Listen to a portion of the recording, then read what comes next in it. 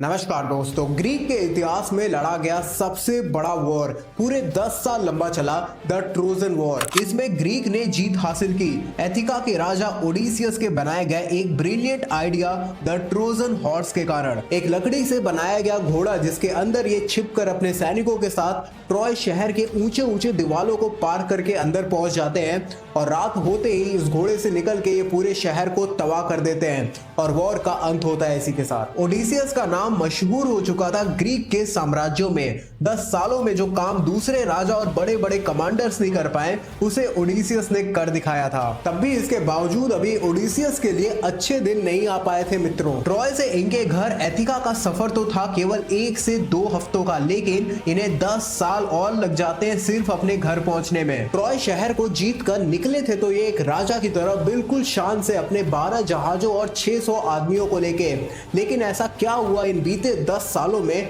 कि ये घर पहुंचते हैं एक बेगर यानी भिखारी की पोशाक में। करीबन 2800 साल पहले लिखी गई ये कहानी एंशिएंट ग्रीक की सबसे फेमस है। इसका क्रेडिट एक ब्लाइंड ग्रीक पोएट होमर को दिया जाता है। तो आखिरी तक बने रहिए दोस्तों और ओडिसियस के सफर को आज साथ में तय करते हैं।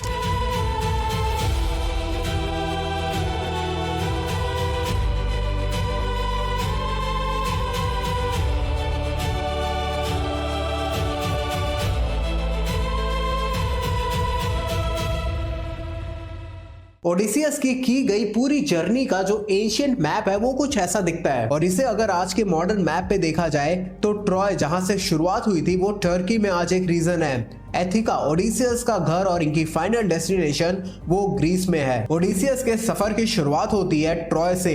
अपने जहाज और क्रू के साथ ये सबसे पहले पहुंचते हैं पास के एक टाउन इस्मारस में। यहाँ पे इन्हें सप्लाईज और खाने की चीजें आगे के सफर के लिए लेनी थी। इस टाउन में रहने वाले लोग सिक्लोनीस जाने जाते थे और सिक्लोन्स ने ट्रॉय का साथ दिया था ट्रोजन वॉर में, यानी ये ओडिसियस के अगेंस्ट थे। इस शहर की आबादी कम थी तो ज्यादा समय नहीं लगता है इनके सोल्जर्स को यहाँ पे कंट्रोल जमाने में। आदमियों को ये मार देते हैं और इनके वाइफ्स को अपने पास रख लेते हैं। लेकिन अगले ही दिन रीइंफोर्समेंट आ जाती है जिसके कारण कि इनके आदमियों को वापस अपने शिप पर भागना पड़ता है। साथ में यहाँ 72 ओडिसियस के आदमी मारे भी जाते हैं। इस मारत से निकलकर ओडिसियस के जहाज पहुंचते हैं केप माली के पास। यहाँ इन्हें टर्न लेके एथिका के लिए जाना था, लेकिन यहाँ हवाएं तेज चलना शुरू हो जाती है, तूफान आने लगता है और समुद्र के ऊंचे ऊंचे लहरों के सामने इनके जहाज इनके कंट्रोल में नहीं रहते और अगले 10 दिनों के लिए तूफान के साथ खुले समुद्र में बहते हुए ये पहुंचते हैं Lotophagi the land of lotus eaters पर। इस समय तक ये काफी थक चुके थे, भूखे थे, लेकिन ओडिसियस को पहले पता लगाना था आखिर इस अननोन लैंड पे रहता कौन है,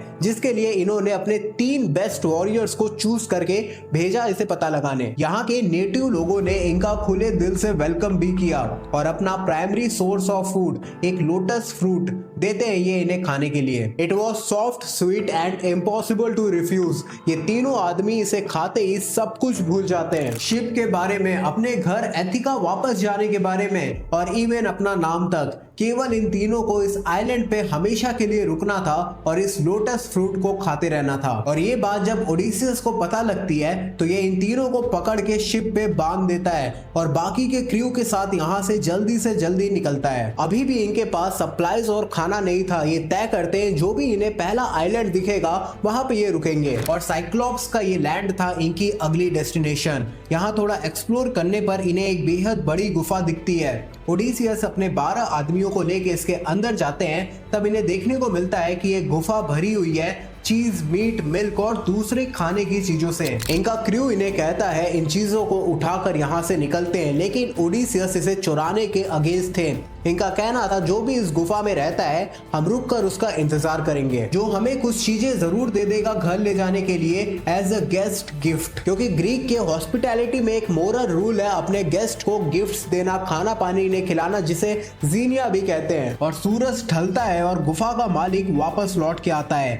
इसका नाम था पॉलीफीमस, एक बेहद विशाल अनसिविलाइज्ड एक आंख वाला राक्षस। ये अपने भेड़ों को अंदर करता है गुफा के और गुफा का एंट्रेंस एक बड़े पत्थर से बंद कर देता है। साथ ही ओडिसियस से बात करना तो दूर की बात है, ये आते ही कुछ आदमियों को मार देता है। ओडिसियस समझ चुके थे कि इस गुफा के अंधेरे में वो फंस चुके इस दानों के साथ और यहाँ से निकलने के लिए ये एक प्लान बनाते हैं। जब अगले दिन पॉलीफीमस आता है अपनी भेड़ें चला के शाम को, तो ओडिसियस इसे एक स्ट्रॉन्ग वाइन ऑफर करते हैं जो कि ये इस्मारत से लेके आए थे अपने साथ। पॉलीफीमस इसे एक्सेप्ट करता है, इस वाइन को पीता है और ओडिसियस से इनका नाम पूछता है, जिसके रिप्लाई में ये कहते हैं माई नेम इज नोबडी। अब रात होते ही ये गहरी नींद में सो चुका था वाइन पी के। तब इन्होंने क्या किया कि एक चोकीला ऑलिव स्टेक लेके इसकी आंख पे मारा, जिसके कारण कि ये पॉलीफीमस ब्लाइंड हो जाता है। इसने दर्द से चीखना शुरू कर दिया और गुफा के दरवाजे पे जो पत्थर लगाया था उसे हटाकर ये गुफा के बाहर निकलता है चीखते चिल्लाते।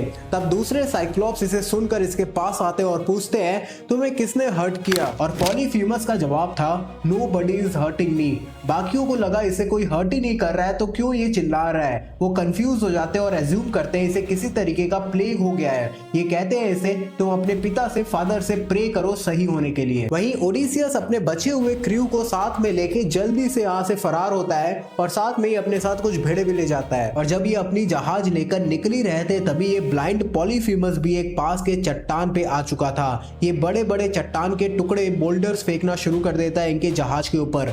ऑल्दो इसमें से एक भी इन्हें लगता नहीं है, लेकिन क्रू के मना करने के बावजूद ओडिसियस इसे चिल्लाकर कहते हैं if any man ever ask who took your eyes tell them it was Odysseus son of Laertes sacker of cities man who lives in Ithaca. अपना असली नाम बताना उस राक्षस को ओडिसियस की सबसे बड़ी गलती हो चुकी थी इस पूरे जर्नी में। ये पॉलीफीमस बेटा था Greek god of the sea Poseidon का, और अब जब असली नाम इसे पता चल चुका था तो ये अपने फादर से प्रे करता है कि ओडिसियस जब अपने वापस घर लौटे तो ये बिल्कुल अकेला टूटा हुआ आदमी और काफी लेट में पहुंचे। कुछ दूर जाकर ये पहुंचते हैं इयोलिया के आइलैंड पर। यहाँ के राजा किंग इयोलस ओडिसियस को एक लेदर का बैग गिफ्ट के तौर पे देते हैं जिसके अंदर भरी हुई थी पावर ऑफ द विंड, हवा की पावर। इनका प्लान था कि इस विंड के पावर को प्रिसीजन के साथ यूज करके ये इयोलिया से एथिका फाइनली पहुंच जाएंगे। लेकिन दूसरे क्रू को इस बैग के अंदर बंद विंड पावर के बारे में पता नहीं था। ये क्यूरियस होके इसे खोल देते हैं। उन्हें लगा था इसके अंदर गोल्ड है, सोना है, और सारी विंड की पावर एक साथ निकल चुकी थी। और एक साथ इतनी हवा के कारण तूफान आ जाता है जिसके कारण कि ये अपने डिसाइडेड कोर्स से भटक चुके थे। ये जाकर पहुंचते हैं लामोस में। यहाँ इनका सामना होता है जायंट्स से जिन्होंने सबसे ज्यादा नुकसान पहुंचाया था ओडिसियस को। इन्होंने बड़े बड़े पत्थरों को उठा के जहाजों पे फेंकना शुरू कर दिया। एक के बाद एक जहाज डुबाते गए ये लेस्टोगोनियंस, और 12 में से सिर्फ एक जहाज बच के निकल पाता है ओडिसियस का। और अकेला ये जहाज बचते बचाते पहुंचता है आइलैंड ऑफ एइया के। यहाँ ओडिसियस अपने सेकेंड हैंड कमांडर यूरिलुकस के साथ 22 और दूसरे आदमियों को सप्लाई ढूंढने भेज देते हैं। कुछ दूर आगे जाके इन्हें पहाड़ के ऊपर एक खूबसूरत सा घर दिखता है पत्थरों से बना हुआ, और इसके आसपास कई तरीके के जंगली जानवर भी थे। लेकिन ये खतरनाक नहीं बल्कि किसी एक पालतू जानवर जैसे लग रहे थे। इस घर की मालकिन थी एक विच, सर्सी। सर्सी इन आदमियों को अपने घर में इनवाइट करती है, इन्हें भर पेट खाना खिलाती है। लेकिन इनके कमांडर यूरिलुकस को कुछ डाउट होता है जिसके लिए वो बाहर ही रुके हुए थे घर के। खाने में मिलाए गए जादुई पोषण के कारण ये आदमी पिग्स में तब्दील हो गए थे। इसे देखकर कमांडर भागे भागे ओडिसियस के पास पहुंचते हैं, और ओडिसियस जब सर्सी के घर जा ही रहे थे अपने आदमियों को बचाने के लिए, तब इनके सामने ग्रीक गॉड हर्मीस प्रकट होते हैं। इन्होंने ओडिसियस को एक मैजिकल हर्क मौली दिया जो कि इन्हें बचा के रखता सर्सी के जादू से। और जब सर्सी का जादू इन पे असर नहीं करता है तो ओडिसियस की तलवार के सामने सर्सी को अपना जादू वापस लेना पड़ता है इन 22 आदमियों पर से। जिसके बाद ओडिसियस और इनके आदमी पूरे 1 सालों के लिए सर्सी के इस आइलैंड पे रुक जाते हैं। यहाँ पे इनके लिए हर कंफर्ट और लग्जरी मौजूद थी। साथ में ओडिसियस और सर्सी एक लवर भी बन चुके थे। और जब 1 साल बाद ओडिसियस आगे के सफर पे जाने की बात कहते हैं तो सर्सी ने बताती है कैसे गॉड पोसाइडन ने इनकी जर्नी को कर्स कर दिया है। इससे निपटने के लिए इन्हें अंडरवर्ल्ड में जाना चाहिए जहाँ पे सोल्स रहती हैं, और एक बार प्रॉफिट टेरिसियस से बात करनी चाहिए। और ओडिसियस ने ऐसा ही किया। अंडरवर्ल्ड में जब ये पहुंचते हैं तो टेरिसियस इन्हें सब कुछ बताता है कर्स के बारे में, और कहता है सिर्फ एक तरीका है इससे निपटने का जिसके जरिए ये और इनके बाकी का क्रू घर पहुंच सकता है सही सलामत। टेरिसियस कहता है जल्द ही अपने आगे के सफर में सन ऑफ गॉड हीलियो के आइलैंड पे पहुंचेंगे। यहाँ पे कुछ भी हो जाए उनके कैटल्स को किसी भी तरीके से नुकसान नहीं पहुंचाना है। और इसके साथ ही ओडिसियस निकल पड़ते हैं अपने आगे के सफर पर। जल्दी ये एक ऐसी जगह से क्रॉस करने वाले थे जहां पर साइरेंस रहा करती थी। इनका शरीर मछली का था और अपने गानों से ये वहां जाने वाले सेलर्स को वश में करके उनका जहाज चट्टान से लड़ा के उसे डुबा दिया करती थी। ओडिसियस ने इसके सॉल्यूशन के लिए बी वैक्स का सहारा लिया और जितने भी सेलर्स मौजूद थे उनके कान को ये बी वैक्स के जरिए बंद कर देते हैं और अपने आप को जहाज के एक पोल से कस के बंधवा लेते हैं। ये खुद साइरेंस का ये गाना सुनना चाहते थे और ऐसा करके इनका जहाज साइरेंस के गाना गाने के बावजूद यहाँ से सेफली पार कर जाता है और ओडिसियस उन कुछ चंद लोगों में शामिल हो जाते हैं जिन्होंने साइरेंस का गाना सुना और ये जिंदा भी बच गए। कुछ दूर आगे जाकर इनका रास्ता सक्रिय हो जाता है, नैरो हो जाता है, जिससे निकलने के सिर्फ दो रास्ते थे। एक तरफ तो एक पानी का भंवर था, ओशियन वर्लपूल, और दूसरी तरफ एक एशियंट ग्रीक मॉन्स्टर 6 मुंह वाला जिसका नाम सिला है। एक तरफ के रास्ते को जहां चूज करने पर इनकी पूरी जहाज समुद्र के अंदर समा जाती, डूब जाती, वहीं दूसरी तरफ इन्हें 6 आदमियों की कुर्बानी देनी पड़ती इस 6 मुंह वाले सिला के द्वारा। ओडिसियस ने सिला वाला रास्ता चूज किया और इस मॉन्स्टर ने इनके 6 आदमी उठा लिए। अब तक ये 600 से सिर्फ 36 बचे थे, लेकिन अभी भी इनका नाइटमेयर खत्म नहीं हुआ था। जल्दी ये सन गॉड हीलियो के आइलैंड पर जा पहुंचते हैं, जैसा कि टेरेसिस ने बता रखा था पहले। और ओडिसियस अपने आदमियों को यहाँ पे कसम खिलाते हैं कि भाई कुछ भी हो जाए, हीलियो के जो सिगरेट कैटल्स हैं इसे कोई छुएगा भी नहीं। और शुरुआती दिनों में ऐसा ही होता है, लेकिन इस आइलैंड पर ये पूरे 1 महीने तक फंसे पड़े हुए थे क्योंकि हवा की दिशा इनके फेवर में नहीं थी। इनका राशन, खाने पीने की चीजें सब कुछ खत्म हो चुकी थी और ये स्टार्व करना शुरू हो चुके थे। एक रात ओडिसियस सो रहे थे, तब इन्हें एक खुशबू आती है रोस्टेड मीट की। ओडिसियस जान चुके थे दे आर डूम्ड। एक्चुअली में यहाँ क्या हुआ था कि जो यूलिकस इनके कमांडर थे उन्होंने बाकियों को कन्विंस कर लिया था कि समुद्र के तूफान में डूब जाना एक बेटर ऑप्शन है इस आइलैंड पे भूख से अंत हो जाने से। अब हीलियो के आइलैंड को छोड़कर कुछ दूर ये जैसे ही समुद्र में पहुंचते हैं, काले बादल इन पे मंडराना शुरू कर देते हैं, बिजली कड़कना शुरू हो जाती है और मानिए कि ग्रीक गॉड ज्यूस ने पूरे समुद्र को इनके अगेंस्ट खड़ा कर दिया था।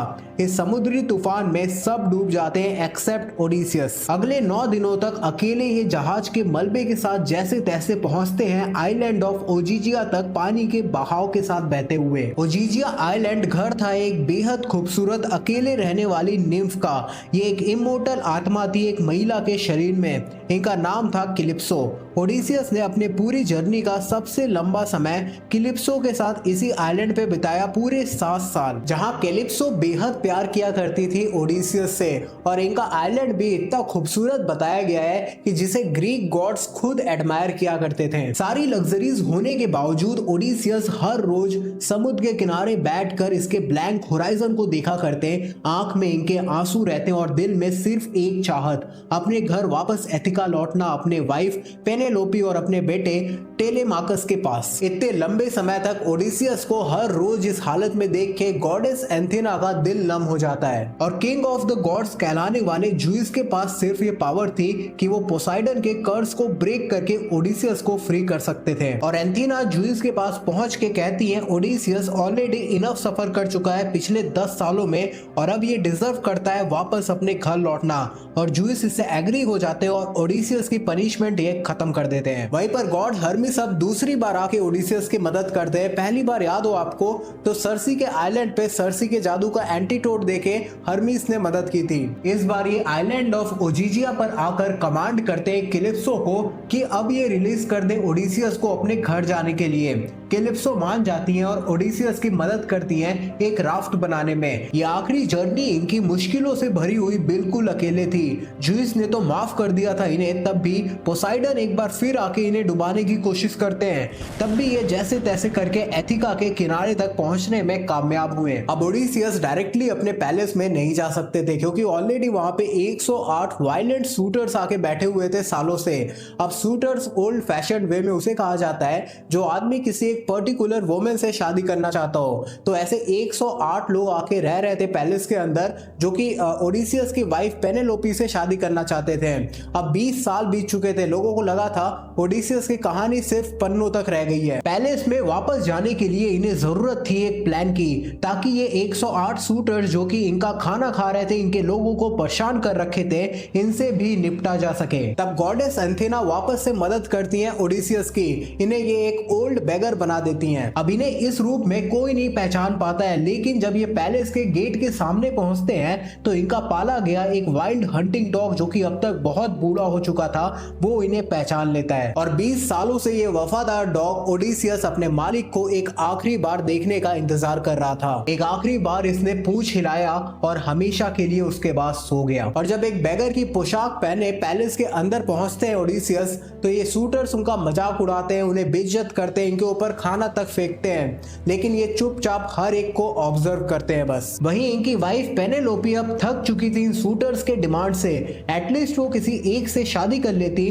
तो ये बाकी के पैलेस से चले जाते हैं। जिसके लिए टूटे दिल से ही सही, लेकिन इनकी वाइफ पेनेलोपी एक कॉन्टेस्ट का अनाउंसमेंट करती हैं। इसके अंदर ये था कि ओडिसियस के हंटिंग बो को जो भी शूटर स्ट्रिंग कर पाएगा, यानी इस पे रस्सी चढ़ा पाएगा, और 12 एक्सेस जो कि एक सीधी कतार में लगे हुए हैं, इनके अंदर से एरो को शूट कर देगा, उससे पेनेलोपी शादी कर लेंगी। एक के बाद एक आदमी आते हैं, ट्राई करते हैं, एक्सेस के बीच में से एरो को शूट कर पाना तो दूर की बात है, ओडिसियस के हंटिंग बो को कोई स्ट्रिंग तक नहीं कर पाता। और आखिरी में ओडिसियस आते हैं बूढ़े बेगर के रूप में और इस चैलेंज को आसानी से कर दिखाते हैं। इसके साथ ही ओडिसियस और इनके बेटे टेलेमाकस और कुछ लॉयर सर्वेंट्स ने पहले से प्री प्लान कर रखा था बाकी के शूटर से निपटने के लिए। जिस हॉल में इस चैलेंज को किया जा रहा था, उसके आने जाने के सारे रास्ते बंद कर दिए गए थे, उसके अंदर कोई हथियार नहीं था, और इसी मौके का फायदा उठा के ओडिसियस बाकी के शूटर्स को खत्म कर देते हैं। लेकिन इनके वाइफ के पास अभी एक आखिरी ट्रिक बची हुई थी, ये पता लगाने के लिए